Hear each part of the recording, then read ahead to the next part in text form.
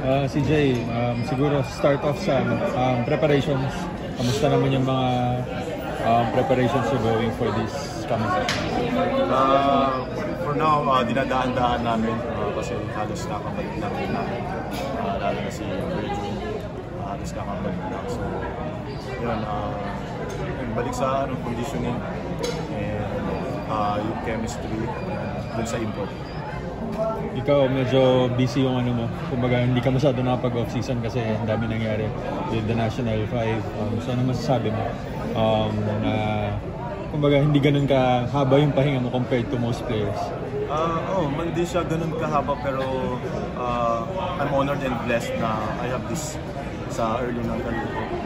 And I will cherish it. Siyempre, minsan lang mangyari to sa career. So, ayun, happy na kahit minsan nakakapagod yung kailangan talaga mag-recover sa my career. Okay, natalo kayo sa Meralco parang nasa isip niyo ba yun na dapat bumawi kayo this week?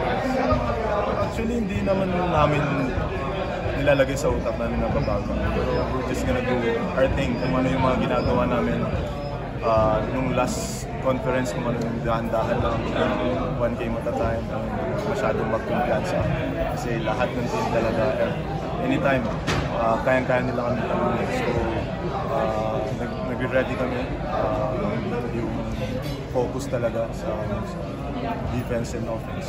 Yun yung mga nagpalakas din kasi yung ibang team so yung masasabi mo ngayon sa competition sa yung competition ngayon dito sa PBA sobrang taas. Hindi mo malalaman kung sino yung mananalo.